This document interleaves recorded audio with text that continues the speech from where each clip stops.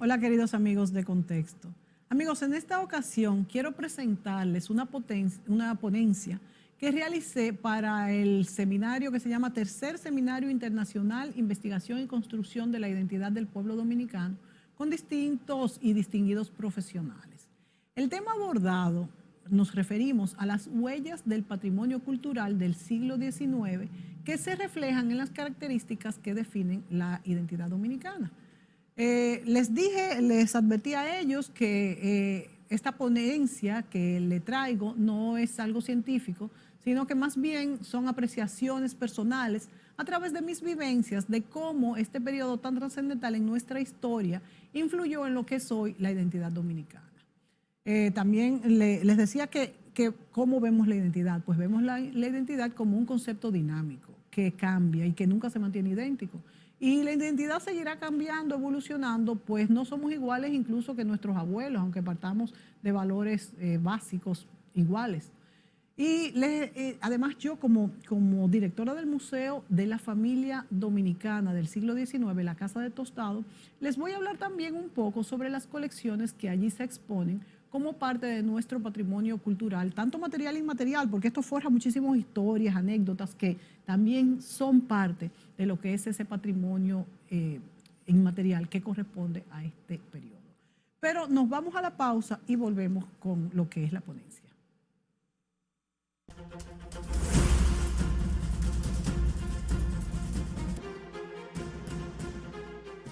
Francisco Tostado de la Peña llegó a Santo Domingo con la flota del comendador Nicolás de Obando en 1502. Fue de los primeros en construir una casa de piedra en la ciudad de Santo Domingo, con un detalle tan peculiar y valioso como lo es tener una ventana del estilo gótico tardía geminada que es única en América. Francisco de Tostado fue propietario de un gran ingenio de caña de azúcar a orillas del río Níger. Este importante personaje estuvo presente en Concepción de la Vega Real durante la repartición de tierras de Alburquerque y Pasamonte en 1514. Tostado fue firmante de una carta dirigida a los padres Jerónimos en el año 1517, en la cual solicitaba remedios a favor de los vecinos de la isla de la Española. Francisco de Tostado, hijo de Francisco Tostado y autor del primer soneto conocido de la historia de América, murió destrozado por una bala de cañón disparada por el legendario pirata inglés Francis Drake, cuando su flota atracó la plaza de Santo Domingo en 1586. Y para conocer más sobre el Museo de la Familia Dominicana del siglo XIX, la Casa de Tostado, muy pronto ustedes podrán visitarlo, porque abriremos el museo ya remozado. Pero mientras tanto, yo los invito a que entren a nuestras redes sociales, donde encontrarán mucho contenido y algunas encuestas para conocer sobre sus preferencias. Los esperamos.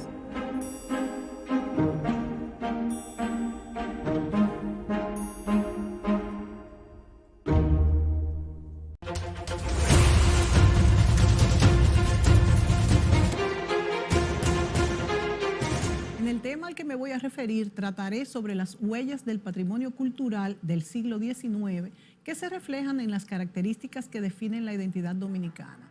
Primero les quiero decir que esta ponencia no se trata de algo científico, sino más bien sobre apreciaciones personales a través de mis vivencias de cómo este periodo tan trascendental en nuestra historia influyó en lo que es la identidad dominicana. Vemos la identidad como un concepto dinámico, que cambia, que nunca se mantiene idéntico y que seguirá cambiando, pues no somos iguales a nuestros abuelos, aunque partamos incluso de los mismos valores. Además, también como directora del Museo de la Familia Dominicana del siglo XIX, les hablaré un poco sobre las colecciones que allí se exponen como parte de nuestro patrimonio cultural, material e inmaterial, que corresponden a ese periodo. Sabemos, amigos, que la identidad se relaciona con todo. Con lo físico, o sea, cómo somos, con nuestra etnia, con lo biológico que heredamos genéticamente, con la historia particular de cada grupo o país en su lucha por desarrollar características propias que lo definan.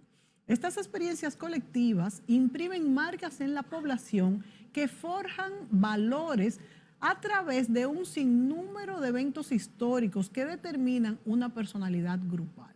Por eso, amigos, un grupo o nación enfrenta de manera distinta la misma situación, respondiendo a su naturaleza psicológica. Las experiencias colectivas definitivamente imprimen marcas en la población que definen los rasgos de la personalidad de los individuos y cómo reaccionan en distintas circunstancias. Dentro de esa historia, la espiritualidad o religión es un factor de mucho peso. Por ejemplo, en América Latina, en nuestra isla, en la conformación de esa naturaleza psicológica. Entonces, esto ha sido definitivo también en lo que es nuestra identidad. También es un factor determinante de la identidad dominicana, pues esa es la religión, como dije, pero también quiero referirme a que puede tener una doble lectura según el punto de vista del que lo estudiemos. Ahora bien, todo lo que nos diferencia de los demás al mismo tiempo nos da una cohesión social, o sea, una cohesión como sociedad, nos unen clanes y grupos y luego se va ampliando y nos unen países. Ahora bien, no siempre los habitantes de un país comparten todos los rasgos culturales.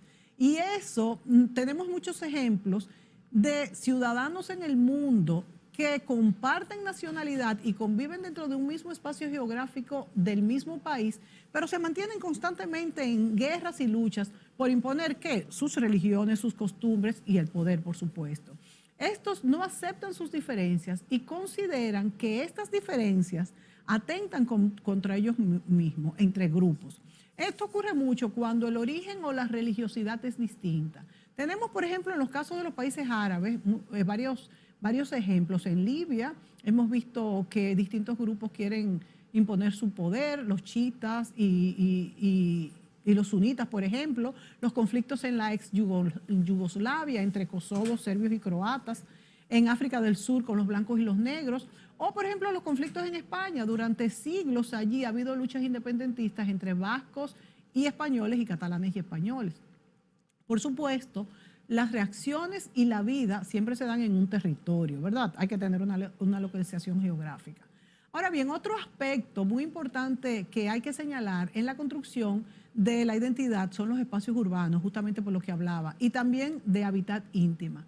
Su uso determina el comportamiento. Está comprobado, señores, que un grupo social que posee espacios comunes, organizados y propiamente diseñados, donde desarrollar sus actividades diarias, sus afectividades y distintos grupos de relaciones, tendrá un comportamiento más equilibrado y podrá individualmente desarrollar mejor sus potencialidades. En este grupo podemos incluir el uso del mobiliario urbano también, como en los parques, y también los utensilios que usamos todos los días para comer, para el baño, para todo. El uso apropiado de los espacios, yo diría que educa tanto más que la misma educación formal. En nuestro caso y en todos los casos, la ubicación geográfica del territorio también define una forma de vida. Define el clima, define los recursos naturales que tenemos, quién nos queda al lado. Además, nuestra ubicación isleña, en el caso nuestro, siendo el corazón de América, fue el punto de partida hacia otras conquistas colonizadoras y el punto de encuentro entre luchas de piratas y corsarios, sean corsarios o filibusteros. Y esto dejó huella, por supuesto.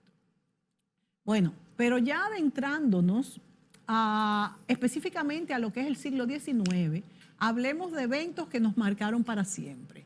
Los eventos bélicos más importantes es indiscutible que ocurrieron con Haití. Fuimos el único país que se independizó de otro país de América y no de la potencia colonizadora. Antes de la proclamación de nuestra independencia y soberanía nacional de Haití, en el 1844, tuvimos 3 invasiones haitianas con fines expansionistas. Y después de 1844 se repitieron otros intentos, pero que fueron fallidos. Ahora, estos intentos de conquista ocurrieron en ellos algunas coyunturas del destino que no libraron de ser sometidos como país, pero estas coyunturas no libraron a los criollos de las masacres perpetradas por estos ejércitos. Tanto en la invasión del 1801, cuando Toussaint Louverture toma la ciudad, la saquea, la somete y tiene que abandonarla por la llegada de una fuerte expedición militar francesa al mando del general francés Leclerc a Haití. Entonces Toussaint Louverture se traslada a Haití para ponerse al frente del ejército haitiano, para hacerle frente, ¿verdad?, para contrarrestar las fuerzas enviadas por Napoleón y entonces abandona la parte oriental de la isla. Pero, sin embargo, en el camino de regreso hacia Haití, Louverture y sus tropas cometen múltiples actos de violencia, barbarie, terror, como llevar a pie, por ejemplo, a los prisioneros del batallón de Santo Domingo hacia Haití, donde los asesinan. Ahora bien, fue el 18 de noviembre de 1803 cuando los haitianos derrotan a los franceses en la batalla de Vertières y proclaman la independencia el 1 de enero de 1804. En 1805, Dessalines, Henry Christophe y sus tropas invaden de nuevo la ciudad de Santo Domingo Oriental, incendian el sector de San Carlos, el que está ubicado, por supuesto, en la zona extramuros de Santo Domingo, e inician el ataque a la ciudad, que en ese momento estaba defendida por el remanente de las tropas francesas, comandadas por el gobernador francés, el general Ferrand. Y estas tropas, ¿verdad?, que vienen de Haití, al salir vencidas desde Haití, en la batalla de Vertières, los franceses se instalan aquí en nuestra parte. En ambos casos, la ruta de retirada, en esta ruta, las tropas haitianas de regreso a Haití arrasaron muchísimo y violaron, incendiaron, masacraron a la población indefensa, la que no había huido hacia las montañas. Así como indudablemente lo hacían todos los conquistadores. Los conquistadores son desalmados y sanguinarios y asesinan a la población que encuentran en el camino, ¿verdad? Aniquilan a miles de personas, esto es muy serio. Estas matanzas, amigos, sembraron antipatía y antagonismo, discordia entre nuestros dos países vecinos. Hubo episodios muy tristes, como los de las tragedias de Moca y de Santiago, asentadas en la historia, donde los huestes haitianos degollaron niños, adultos, violaron a las mujeres y a las niñas. Esto según los relatos de autores que nos cuentan. Incluso dicen que reunían grupos de habitantes y los hacían prisioneros, que los amarraban, los tiraban en el suelo y le hacían a los animales pasar por encima, a los caballos y a los mulos. De manera que es que las conquistas son muy, muy tristes. Después de la matanza de los indios por los españoles, que contribuyó definitivamente al exterminio de la raza aborigen, estos hechos históricos haitianos son considerados por algunos cronistas como los más horrendos de la historia de la República de la isla.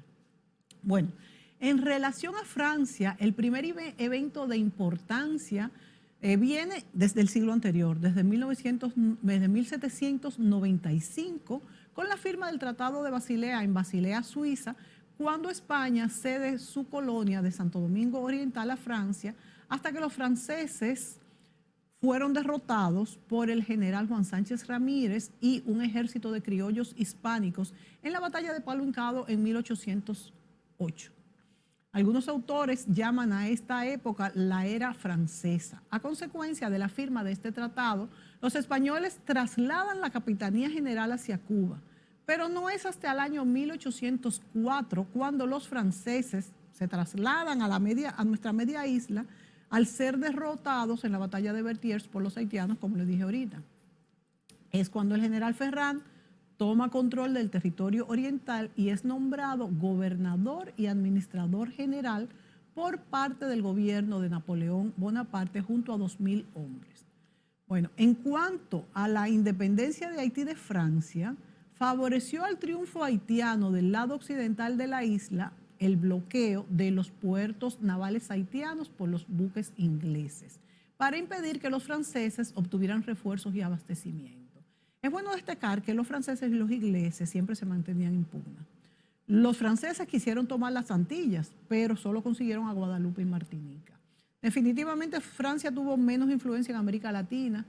Muestra de esto es que solo estas dos islas hablan francés. Bueno, Haití un dialecto, el creol.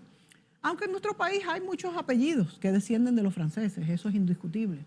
En cuanto a la influencia inglesa, durante el siglo XIX podríamos decir que no marca nuestra cultura de manera directa, pero Gran Bretaña era un gran imperio en aquella época, en apogeo durante la Revolución Industrial. Y por supuesto que nos llegan influencias como, por ejemplo, con la importación de todas las clases de insumos y de artículos para una vida que comienza a ser, ya en esa época, siglo XIX, un poco más moderna. La fabricación en masa de muebles, muchos de estilo victoriano inglés, en las fábricas del Grand Rapids de Michigan, por ejemplo, permitió que las clases acomodadas de nuestra isla pudieran disfrutar lo que se llama un nuevo estilo de vida. De esos mobiliarios Tenemos algunos ejemplos en la Casa del Tostado, Museo de la Familia Dominicana del siglo XIX, de los que hablaremos más adelante. Antes del siglo XIX, solo tuvimos 2 invasiones británicas, la de Francis Drake y la Armada Inglesa y la de Penny Venables, pero ninguna dejó vestigios importantes. Pero como dato curioso, les cuento que el hijo de Francisco Tostado de la Peña fue impactado por una bala de cañón disparada por el legendario pirata inglés Francis Drake cuando su flota atracó la plaza de Santo Domingo en 1586. El padre y el hijo llevaban el mismo nombre, Francisco Tostado de la Peña. Y este joven, el hijo, el que fue impactado por la bala de cañón, fue el autor del primer soneto conocido en la historia de América. ¿Y qué les cuento? Que esta familia era la propietaria de la casa, hoy llamada Casa de Tostado, que hoy alberga el Museo de la Familia Dominicana del siglo XIX y del que hablaremos más adelante. Una intervención indirecta pero importante de las fuerzas navales británicas en la isla ocurrió en 1809, cuando 2 flotas británicas intervinieron a favor de criollos, aunque no lo hicieron desinteresadamente. Pero fue después de la batalla de Palo Hincado, en la provincia del Ceibo, cuando las tropas criollas hispánicas, al mando de Juan Sánchez Ramírez, integraban un ejército que luchaba contra los franceses. Y estaban estos, los franceses, acantonados en la fortaleza de Santo Domingo.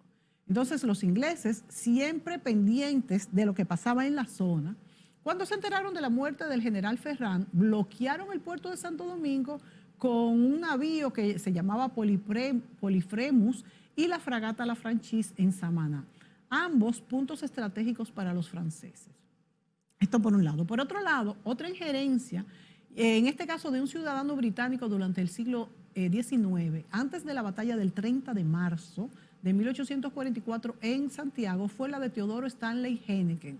Se dice que este se comunicó a los independentistas dominicanos y les dijo de la invasión y sobre la cantidad de efectivos militares que venía. Stanley Heineken estaba radicado en lo que es hoy el Cabo Haitiano, por donde naufragó el Fuerte de la Navidad, y viajó hasta Santiago para advertir a los defensores de la Plaza de Santiago, lo que ayudó a tomar correcciones pertinentes para poder contrarrestar el poderío de las tropas haitianas comandadas por el general Pierrot bajo las órdenes del presidente haitiano Gerard.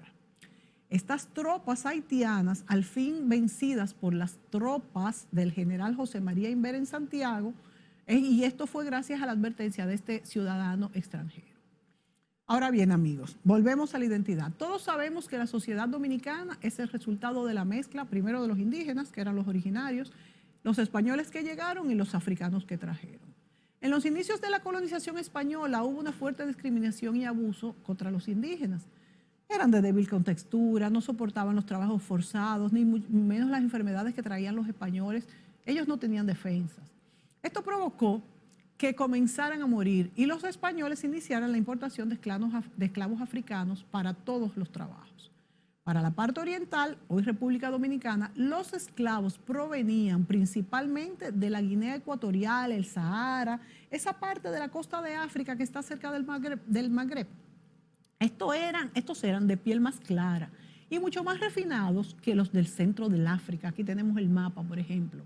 Y probablemente tuvieron algún contacto con la cultura europea. Mientras que los de Francia, para la parte occidental, Francia importó esclavos que venían, ahí tenemos el mapa de nuevo, desde el centro del África.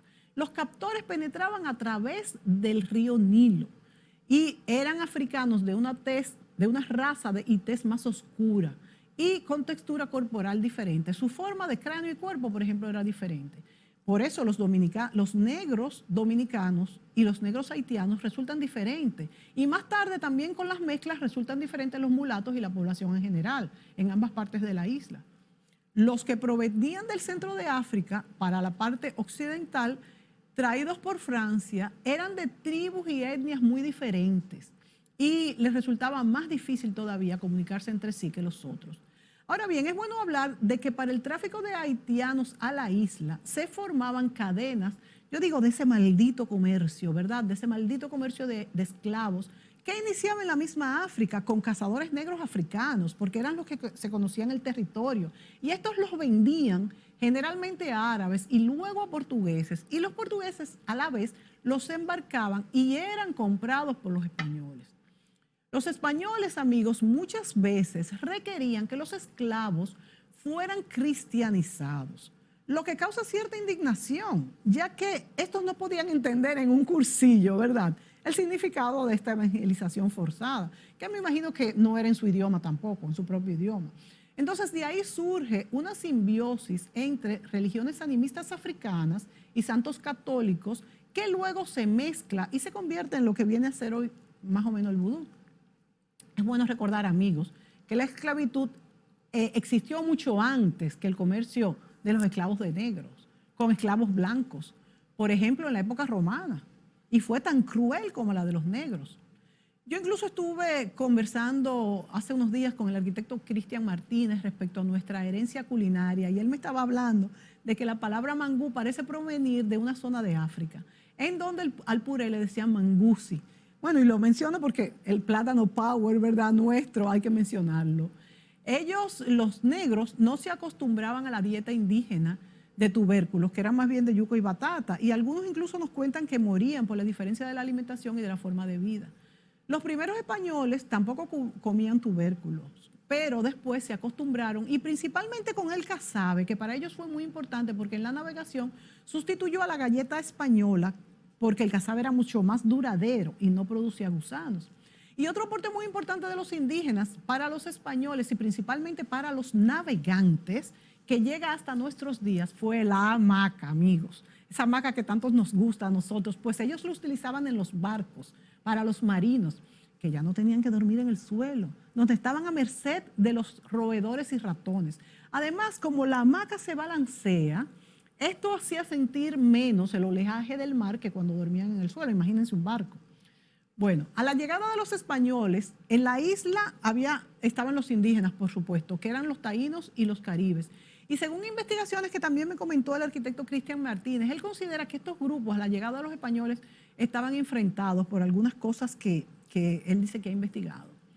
Bueno, les cuento un poco de la arquitectura vernácula dominicana también, adoptada por criollos y luego por dominicanos, y por supuesto por los extranjeros, por los españoles, perdón, que fue utilizada muchísimo en el siglo XIX. Algunos autores afirman que tiene herencia africana. Sin embargo, el especialista y arquitecto Esteban Prieto Vicioso afirma, a base de estudios realizados, que es herencia indígena, con transformaciones hechas más por el europeo que lo que pudo haber aportado el haitiano. Él señala, entre otras evidencias, que Alonso de Ojeda, en el 1493, describe los rasgos indígenas cuando todavía no habían llegado los esclavos, cuando describe, por ejemplo, la villa del cacique Guarionex en la Gran Vega. Otro ejemplo dice haber evidencias de uso de divisiones del característico embarrado de las paredes, y menciona la palabra bajareque, que quiere decir pañetes de barro, y afirma que incluso bajareque es una voz taína y no africana. El español adopta y reproduce la vivienda básica indígena y después lo hacen los dominicanos. En cuanto a las innovaciones que realizaron los españoles, utilizaron la tabla de palma y el techo de cana, que todavía se usan en las viviendas vernáculas. Durante el siglo XIX, después de la restauración, Sánchez Ramírez, después de esto, la isla se vio afectada por el abandono español, provocado en parte por la invasión francesa de Napoleón a España. Durante estos 6 años estuvo España forzada a trabajar por su independencia y desentendió lo que era la colonia. Entre este tiempo, que fue de 1808 a 1812, España, estuvo muy ocupada, deshaciéndose de los franceses. Y su hermano, durante este tiempo, el hermano de Napoleón Bonaparte, que era José Napoleón, apodado Pepe Botella, era el presidente de España. Ya desde antes, los españoles más avesados habían abandonado nuestra isla en busca de otros territorios más ricos y más productivos, y los que ya estaban establecidos se iban quedando solos, y sus propietarios, los propietarios españoles, con los esclavos. Esto provocó que amos y esclavos, ¿verdad?, se trataran como iguales, hasta por su propia seguridad, porque los esclavos eran muchos más. Entonces, yo considero que desde el inicio de la colonia, muchos españoles comenzaron a bajar la guardia con los indígenas, y muchos que se amancebaron con indias formaron familias y dejaron hijos. En el año 1509 fue cuando llegaron un barco con damas, María de Toledo, ¿verdad?, y sus damas, a lo que era la naciente ciudad de Santo Domingo, en la nave San Jorge era que se llamaba. Antes habían llegado gitanas, pero que no eran consideradas como para formar familia en la época, pero eran pocas mujeres. De manera que las costumbres taínas y indígenas llegan a nosotros a través de las madres, porque son las madres indígenas, esas madres que quizás los padres sí eran españoles, pero la madre es la que educa, la que inculca y transmite a sus hijos la cultura. Entonces nos llegan a través de ellos. Yo considero que la cultura dominicana es una síntesis perfecta entre todos los que la forman. Es una sociedad mestiza muy amada, amigos. Nosotros los dominicanos amamos profundamente a la ciudad, a nuestra raza, a nuestra isla, a nuestra sociedad. Y esto se siente cuando un avión lleno de dominicanos aterriza al país, que suenan estos aplausos. A veces, a mí antes como joven me daba vergüenza, ahora me da felicidad de pensar que los dominicanos hagan esto. Esto significa llegamos a nuestra tierra. Bueno, pero volviendo a la historia del siglo XIX, este proceso concluye con un proceso de industrialización nunca antes visto en el mundo. Y nuestra isla, a pesar del aislamiento por ser isla, le llegan las ráfagas. Los nuevos procesos de la Revolución Francesa cambiaron el mundo y generaron pues un nuevo orden social. Aparecen nuevas clases sociales, un derecho a disfrutar de mejores condiciones de vida, de mejor alimentación, de la industria textil que florece, el mejor panorama económico. Bueno, un mayor número de personas comienza a vivir en ciudades. Esto es importante. Se inicia la inversión de la proporción personas-campo-ciudad. La segunda mitad del siglo XIX es el escenario en el que se ambienta el Museo de la Familia Dominicana del siglo XIX, la Casa del Tostado. Les cuento ahora un poco sobre esta historia. Este fue un mandato del presidente Joaquín Balaguer en 1972, cuando él encomienda a la arquitecta María Cristina de Carías a formar este museo en la mansión que perteneció a Francisco Tostado. El museo fue inaugurado el día 15 de octubre de 1973 y aunque la casa que alberga el museo es una casa del siglo XVI, María Cristina consideró que ya existía el Museo del Alcázar de Colón, por lo que la museografía en la mansión de la época en que fue construida, entonces sería probablemente una repetición de lo que era el Alcázar de Colón. Y ella misma me relató cómo las casas de la ciudad colonial fueron habitadas ininterrumpidamente, sin grandes cambios en sus estructuras, hasta comienzo del siglo XX. Así que por eso escogió replicar aquí el mobiliario y los ambientes de las residencias de las familias acomodadas del siglo XIX en nuestra media isla. Otro aspecto de gran importancia para ella fue montar un museo que mostrara la vida en los comienzos de la República, reflejando influencias de la vida cotidiana de lo que había sido la herencia histórica, hechos que he tratado de resumir en la primera parte de mi ponencia. Ella me relató que incluso el presidente Balaguer le dijo con entusiasmo que había comprado una pintura en Montecristi para este museo. La profesora Carías localizó todos los enseres de una casa de esa categoría en el siglo XIX y todos son originales. Algo que hace muy importante este periodo es que este fue el momento cuando tuvieron lugar las independencias, las luchas emancipadoras que terminaron con el colonialismo en América. Como consecuencia de la revolución industrial, los nuevos pequeños empresarios pudieron disfrutar de facilidades que antes no soñaron. Muebles, enseres del hogar que permitían una vida más cómoda. En el Museo de la Familia Dominicana del siglo XIX podemos encontrar distintos mobiliarios de estos tipos, como los estilizados Tonet, por ejemplo, los muebles María Teresa, creados para el uso de los pobladores del oeste norteamericano y que luego llegaron a las islas del Caribe. La mecedora María Teresa, siempre le digo María Luisa, la mecedora María Teresa es parte de nuestra tradición, porque la sentimos como algo propio. Incluso cuando hablaba con doña María Cristina, ella comparaba una mecedora María Teresa con la legendaria calle El Conde, con las retretas en el parque, con el dulce de leche, que es tan nuestro, con las habichuelas con dulce, a quien no les gustan, o con los coches de caballo, que ya cada día nos quedan menos, por cierto. Y asociaba nuestra identidad con estos recuerdos, con imágenes, colores, olores, afectos. Tanto estas mecedoras como las sillas tienen un doble travesaño en las patas, contorneadas en el frente. Todas las colecciones de la casa nos cuentan historias del periodo después de la independencia, en el que las familias dominicanas, viviendo en las mismas casas levantadas siglos atrás, podían tener nuevas comodidades en sus hogares. Por ejemplo, conocer a través del sombrerero.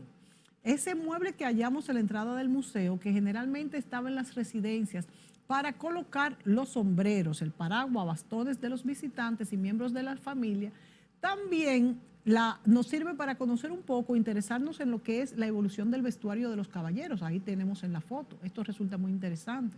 Según la etiqueta victoriana, ¿verdad? Los hombres siempre deberían de colocarse un sombrero para salir y llevaban su bastón de madera con puño de metal. Este sombrerero podría ser una excusa para conocer más sobre los atavíos masculinos en la época y cómo se relacionaban con la forma de vida.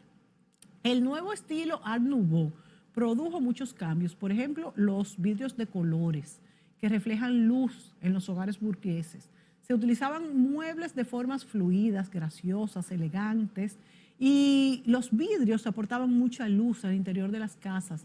Y en la mesa del comedor del tostado vemos también que tiene muchos detalles interesantes en la marquetería.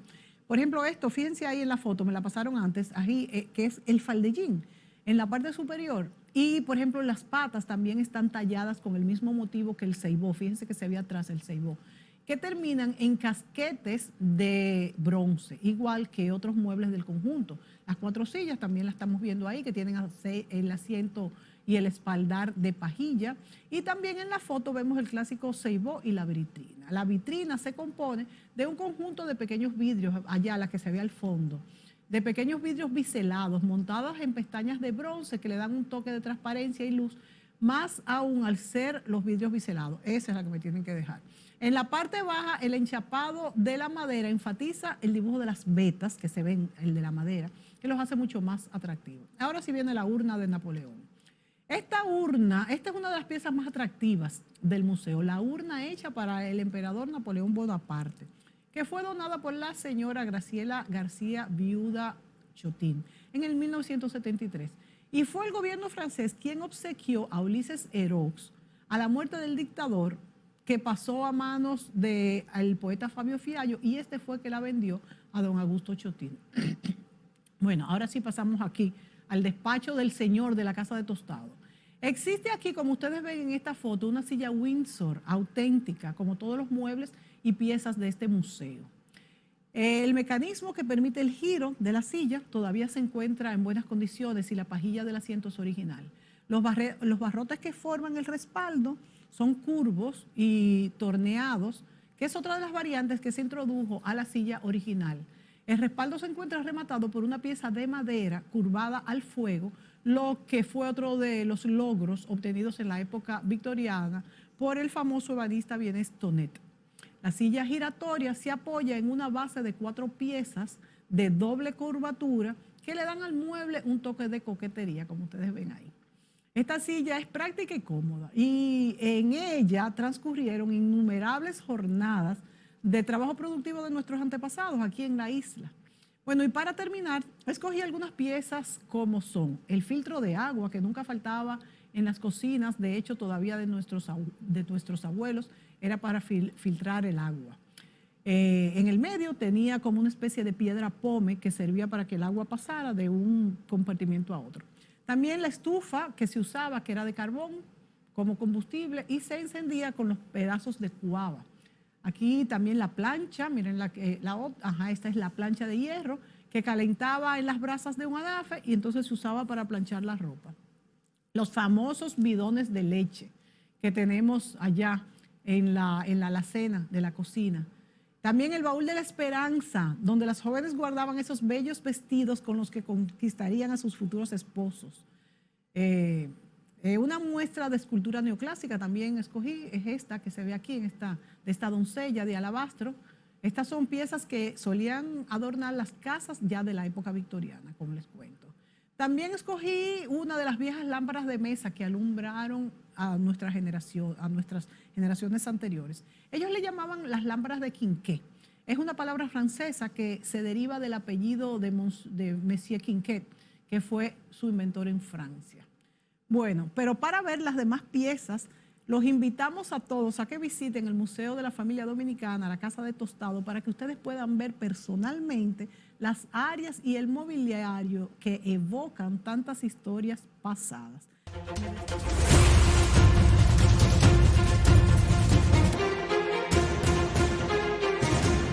Francisco Tostado de la Peña llegó a Santo Domingo con la flota del comendador Nicolás de Obando en 1502.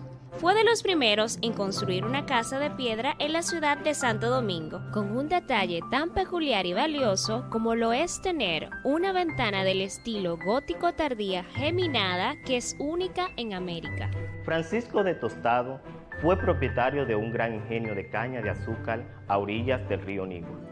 Este importante personaje estuvo presente en Concepción de la Vega Real durante la repartición de tierras de Alburquerque y Pasamonte en 1514. Tostado fue firmante de una carta dirigida a los padres jerónimos en el año 1517, en la cual solicitaba remedios a favor de los vecinos de la isla de la Española.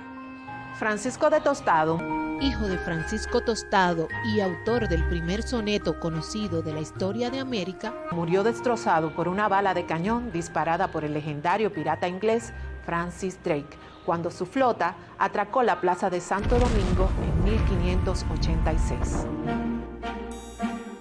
Y para conocer más sobre el Museo de la Familia Dominicana del siglo XIX, la Casa de Tostado, muy pronto ustedes podrán visitarlo, porque abriremos el museo ya remozado. Pero mientras tanto, yo los invito a que entren a nuestras redes sociales, donde encontrarán mucho contenido y algunas encuestas para conocer sobre sus preferencias. Los esperamos.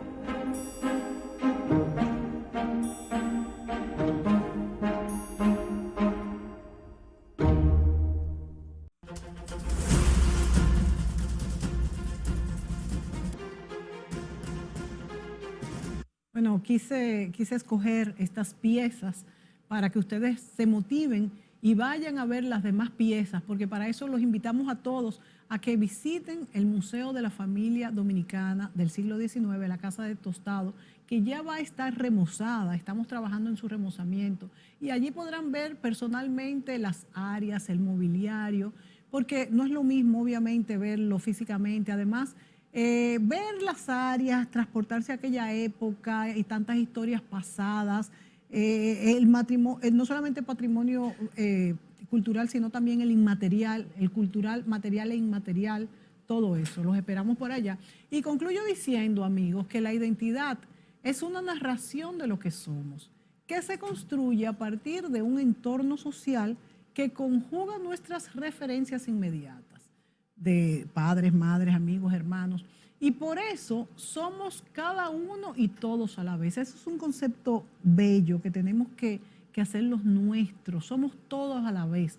De la identidad colectiva pasamos a la imagen individual de nosotros mismos. Por eso el espejo de las comunidades son sus narraciones, sus símbolos, sus mitos. Y por eso solo puedo hablar de identidad a partir de mi propia historia. Y casualmente, amigos, yo siempre pongo, desde hace muchos años, ustedes lo han visto al final de mis programas de televisión, coloco una frase que dice: ama tu propia historia. Amándola, la dignificas. Por eso creo que amar la República Dominicana, amar nuestra historia y conocerla es importante.